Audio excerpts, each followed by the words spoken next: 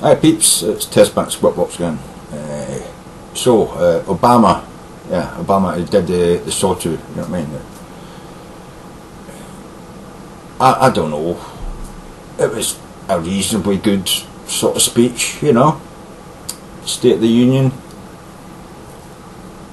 I don't think he quite got the State of the Union correct when he says it's strong. I mean, it's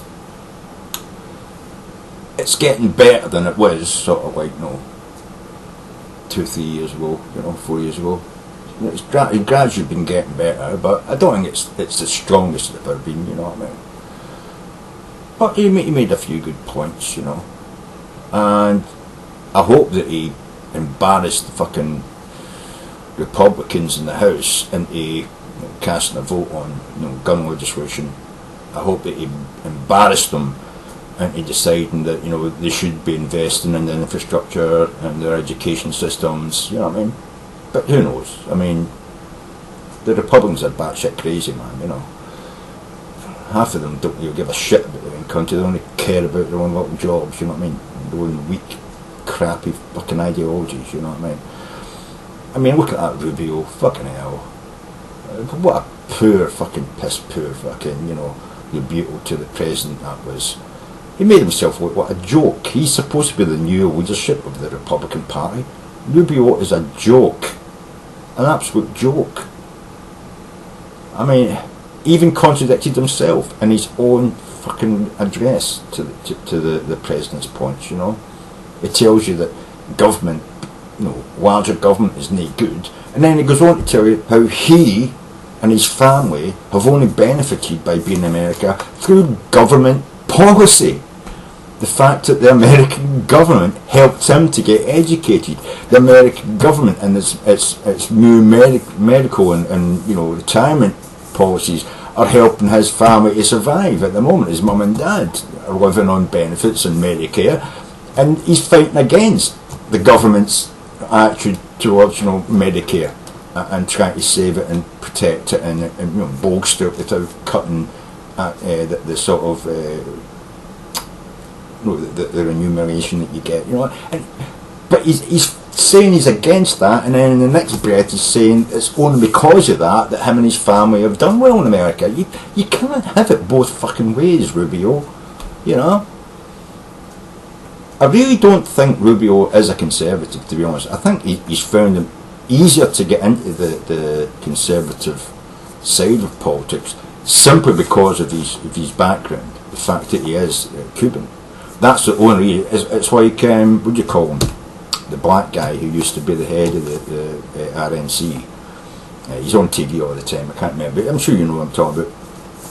He's the same. The only reason he became a Republican, because when you listen to a lot of what he says today, now that he's not working for the RNC, he's actually quite centre of the road. He's maybe not a Democrat, but he's certainly an independent. He's certainly not a Republican, And what he says actually supports the idea of not being Republican, not being too far right-wing. Rubio's the same, he's not too far right-wing. He's used the right-wing to get where he is now, but now he's trying to do a quick sort of reverse turn, and be centrist, moderate Republican, basically independent. He knows that the Tea Party's not going to support him anymore, and he's trying to capture the central ground within the Republican Party, so that the establishment, the Republican Party establishment, will support him for 2016. But he's going to fail, mate, because he's not going to be chosen to be the runner against someone like Rand Paul or some other crazy person going to come up and win the Tea Party's favour. They will gerrymander it so that he just doesn't get elected or chosen to go for the election of the president, in 2016. He's falling over backwards, trying to, recover some of that middle ground, which is too far left for the right-wing Republicans at the moment. Rubio and this rebuttal to the president totally exposes the problem in the GOP at the moment. About 2/3 of the party are fucktarded. They are so recalcitrant and looking at facts, figures, the way to deal with society's problems. It goes against the ideology that they've always been told was the right ideology for the last 2 decades, and they just can't bring themselves to say yes. They can't accept a compromise because they feel like that they're cheating on their forefathers. They're cheating on everybody who's elected them. When this is madness. As an elected leader, you're supposed to lead. You're not supposed to just listen to what the people are telling you. You're supposed to try and convince the people to go with your ideas. You're supposed to have ideas of your own. You're not supposed to go out and ask Joe Public what he wants and then say, well, that's what I'm going to go for. You go out and ask Joe Public what he'd like to have, and then you explain to them how he can't have all of that, but here's a way we can get some of it for you. But then we've got to compromise because there's a lot of other people in the country who don't think like you and they need something as well. Everybody needs to get a bit, you know what I mean? A bit of the pie. You can't just say, well, because you're a Republican, we're going to make sure you get 100% of the pie. You can't be doing that. This is what the Republicans are doing, man. Petulant kids, man. You ever watch school kids play together and then see them when they get a break and they've got to share something? That's when you really see whether people are social or not. People who are social and understand that, well, here's something we've got to share, that means we should divide it equally, you know what I mean? That's a thing that eventually you're trying to teach kids to share and divide equally, because that's what's good for our community. What you get with the Republicans are, no, I don't want to share. I want the whole fucking pie. That's not social. You know what I mean? That's fucking Ayn Rand. That's right-wing Republican. That's fascist. I don't care if you don't get any cake so long as I get all the cake that I want. You know what I mean? That's fucktarded. And that's why the GOP is fucktarded. They want the whole cake to themselves, mate. They don't want to share with anybody. And if sharing means that they get a wee bit less than what they want, they're going to make sure that the cake gets spoiled. They're going to fucking step their foot in it. They're going to throw a big dog turd in the cake so nobody can have anything. That's their rationale. It's psychopathic. You know what I mean? It's psycho-fucking-pathic, man. Cut off your nose to spite your own fucking face, just so long as nobody else gets anything. If I'm not getting everything, you're getting nothing either. It's fucktarded, man, but that's the fucking GOP, right-wing, Republican fucking logic.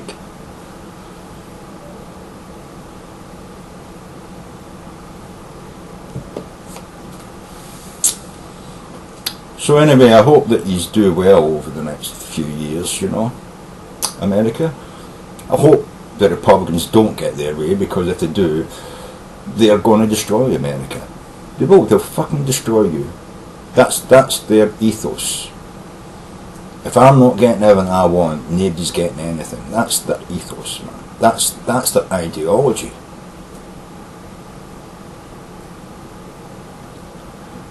I mean, Boehner said after the vote on the sequester last year, there he said he got was it 98% of what he wanted? I think he said, you know, 89%, something like that. 89% of what I wanted. He got 89% of what he wanted, and now he's turning around and saying that this isn't what I wanted. I mean, the sequester isn't what I wanted, even though when I got it, I said I got 87% of what I wanted. I was wrong, you know what I mean? It wasn't what I wanted. I wanted something else. I just didn't know I wanted it until now, when, you know, I'm not getting everything I want, so I don't want them to get anything, you know what I mean? Let's throw the fucking cake on the ground and let the dog have it, you know what I mean? This is the fucking mentality, man.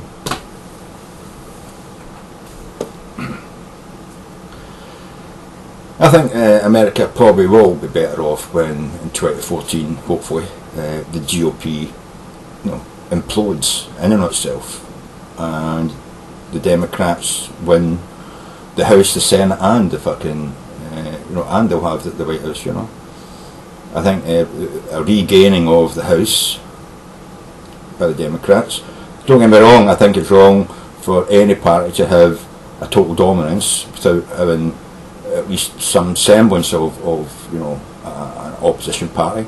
But the GOP opposition at the moment is fucktardied. There's no rhyme or reason to the shit that they fucking come out with, man, you know what I mean? It's ridiculous, yeah? I mean, they're not a political party. They're a bunch of fucking petulant fucking schoolboys, arguing, fighting amongst themselves and determined never to let anybody have anything, you know what I mean? Nobody's ever going to win a point, score a point about it. And with every battle they fight on those grounds, they'll lose over and over again. They lose.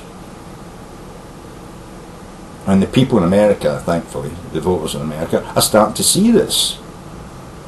And I believe in 2014 the Democrats will win the majority of the House.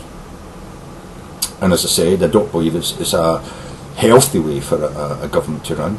But sometimes that needs to be the case in order for the opposition to get rid of the more radical members that they have and consolidate themselves around a new understanding of the reality of the political system and the political situation they're in, and reform themselves and come back stronger and with a better means of battling the existing party sort of leadership that's there, you know. But you do need a strong opposition party. I mean, I believe in Britain as well, we've lost a lot of that. We are declining into these multiple party coalitions, and that's not good for the political system in Britain either. But you see disastrous effects of it in Britain at the moment with the austerity that's been forced upon us by a fucktarded, stupid fucking government who didn't realise that we've tried this before and it didn't work. They're trying it again and it's not working, you know. At least America didn't go down that road. But I do believe that in 2014 there will be a swing to the Democrats. That will hopefully sort of invigorate the right wing to reorganise themselves and readdress how they look at the world, how they look at what the American people are expecting and demand from them, and we'll come back hopefully within another electoral sort of cycle to be a proper solid sort of opposition to the Democrats, and it will be the strengthening of the American political system. I believe that we need something like that in Britain as well. I do believe that we need a resurgence of labour in the United Kingdom. Proper labour is what I'm talking about. Proper labour backed by unions who have realised that they need to readdress their fucktarded systems. The labour movement in Britain needs to realise they need to readdress their fucktarded system of this diverse, multiple amount of unions. They need to do what you've seen with the commercial side of and the business side of their lives. You know what I mean? Huge conglomerates. We need one or two large labour unions in the United Kingdom, not 30 different small unions. We need them to coalesce and come together and form maybe 2, maybe 3 large unions, you know what I mean? And get all the people who are within those unions to support a proper labour movement again that represents the people and and stops continuing down this avenue of to beat the Conservatives. We've got to be more conservative than the Conservatives, because that's what's happened with the Labour Party. They have become a mini, moderate Conservatives is what they've become, and they've totally lost a lot of the social values that they used to fight for in the first fucking place. We need to get back to that. We need to get back to a proper sort of opposition for the Conservatives and the Liberals, because the Liberals are already the mediocre, middle of the road Conservatives anyway. They were always like that, they were never really a social unit, a social progressive force, the Liberals. They were always like a Conservative light, and Labour has become Conservative light as well, and so basically we've all moved to the right. We need to have a pull back to the left back to the social issues should matter, and I don't mean by social issues like you have in America, this idea of, you know, talking about abortion and you know, the pill and you know, no, that's social issues are people getting a fair wage for a fair day's job, you know, people getting a fair wage rise each year in comparison to the amount of you know, productivity that they've added to the company. If the company makes more money, your wage should go up, not just the CEO's fucking wage. You know what I mean? Not just the money that the, you know, the people who own the company, you know, the shareholders get, but the people who actually have done the work to build the fucking product you're selling. They deserve a fucking wage rise as well. You know. I mean, the problem we have as well in Britain at the moment is, you know, interest rates are at a stagnant 0.5% or some fucking thing, if it's as high as that. But, you know, we're seeing inflation going up to 3%, perhaps more than 3% this summer. So that's a 3% cut in your wages every fucking year. Every year your wages are going to be reduced 3% in Britain over the next two years or so, because inflation takes 3% of your wage. And yet we haven't had wage rises above 1.8% in Britain for something like 12 years, you know. We need to see wages go up in relation to the cost of living. And I'm glad to have seen that Obama mentioned that as well in his address, saying that America needs to put the minimum wage up to $9. I believe that we need to put the minimum wage up to about £9, £10 in the UK as well. If we don't, we will see a further deterioration in the living standards of the British people, and that will only add to the demise of the British economy. That's as far as I can see it, you know what I mean. And I've been watching the economy of the United Kingdom and in Europe and in America, you know, for some 12, 15 years now, and I think I've got a handle on it. You know, I think I know what the problem is with you know, regard to inflation, interest rates, and job wages. You know what I mean? The money you get paid for the job you do. You know, and it has been exactly what I've espoused to you. And you might hear people like fucking how the world works, Lee Doran, fucking total fucking wanker. You might have some interviews, oh, it's a free market, you know. But what the free market is produced? Beef that isn't beef, but it's horse meat. Vitamins in America, which have sometimes only 30% of the actual vitamin in the pill that you should have, and then you eat another pill which has got 115% of the vitamin in it. So there's no standardisation there. You know, these pills, you don't know. It's like going out and buying fucking ecstasy in the fucking nightclub. You don't know what the quality is of the pill. You don't know how much MDMA is in it. You've got no idea how it's going to affect you. That's what you're getting from packets of fucking vitamins, which are supposed to be fucking FDA fucking authorised to be sold to human beings. You still can't count on that pill being a proper pill with exactly the right amount of vitamins in it. Right. That's what the free market has brought you, because nobody's checking up on these manufacturers. Nobody's checking what these fuckers are putting in the shit they're selling us.